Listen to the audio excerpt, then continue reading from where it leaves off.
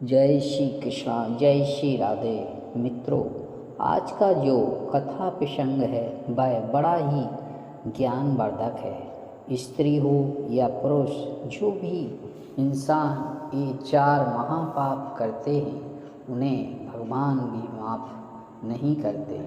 उन्हें नरक योनि में जाना पड़ता है तथा स्त्री संतान सुख से वंचित रहती है।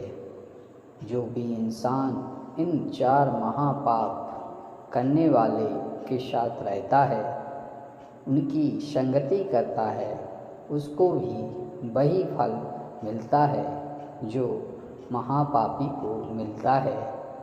अब जानते हैं चार महापाप कौन से हैं। सबसे पहला महापाप है ब्रह्म हत्या। चारों वर्णों का गुरु ब्राह्मण है। वर्णानाम ब्राह्मणो गुरु। शास्त्र कहता है कि जितना प्रकाश ब्राह्मण जाति से हुआ है उतना और किसी जाति से नहीं हुआ है। अतः ब्राह्मण की हत्या करना महापाप है। इसी तरह जिससे दुनिया का हित होता है, ऐसे हितकारी पुरुषों को, भगवान के भक्त को तथा गाय आदि को मानना भी महापाप है। जिसके द्वारा दूसरों का जितना अधिक हित होता है, उसकी हत्या से उतना ही अधिक पाप लगता है। अब चलते हैं दूसरा महापाप कौन सा है। दूसरा महापाप है मदिरापान।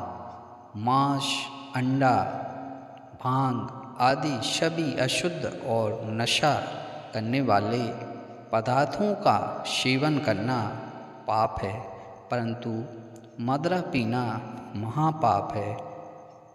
मनुष्य के भीतर जो भी धार्मिक भावनाएं रहती हैं, धर्म की रुचि, संस्कार रहते हैं, उनको मदिरापान नष्ट कर देता है।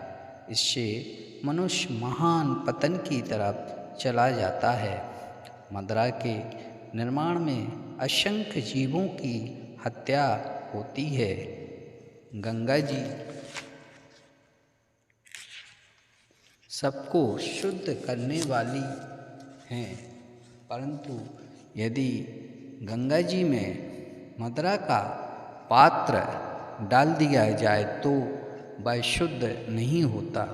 जब मदिरा का पात्र भी इतना अशुद्ध हो जाता है, तब मदिरा पीने वाला कितना अशुद्ध हो जाता होगा, इसका कोई ठिकाना नहीं है। मुसलमानों के धर्म की यह बात मैंने सुनी है कि शरीर के जिस अंग में मदिरा लग जाए, उस अंग की चमड़ी काटकर फेंक देनी चाहिए। मित्रों, अब तीसरा जो महापाप है वह है चोरी। किसी भी चीज़ की चोरी करना पाप है, परंतु सोना, हीरा आदि बहुमूल्य चीज़ों की चोरी करना महापाप है। तात्पर्य यह है कि जो वस्तु जितनी अधिक मूल्यवान होती है, उसकी चोरी करने पर उतना ही अधिक पाप लगता है। और चौथा जो महापाप है वह है गुरु पत्नी गमन। नाश के जितने भी उपाय हैं वे सभी पाप हैं, परंतु गुरु पत्नी गमन करना महापाप है। कारण है कि हमें विद्या देने वाले, हमारे जीवन को निर्मल बनाने वाले गुरु की पत्नी माँ से भी बढ़कर होती है। अतः उसके साथ व्यभिचार करना महापाप है। पर स्त्री गमन करना भी महापाप है, इसलिए इसको व्यभिचार अर्थात विशेष अभिचार कहा गया है। अगर पुरुष पर स्त्री गमन करता है अथवा स्त्री पर पुरुष गमन करती है तो माँ, बाप, भाई बहन आदि को तथा ससुराल में पति को तथा सास ससुर देवर आदि को महान दुख होता है। इस प्रकार दो परिवारों को दुख देना पाप है और निषिद्ध भोग भोगकर शास्त्र धर्म समाज आदि की मर्यादा का नाश करना भी पाप है। ये दोनों पाप एक साथ बनने से पर स्त्री गमन अथवा पर पुरुष गमन करना विशेष महापाप है। एक बुद्धिमान साधु जी कहते हैं कि पर स्त्री गमन करने से हृदय का आस्तिक भाव नष्ट हो जाता है और नास्तिक भाव आ जाता है, जो कि महान अनर्थ का मूल है। हिंदू, मुसलमान, ईसाई आदि कोई भी क्यों ना हो, सभी को ऐसे महापापों का त्याग करना चाहिए।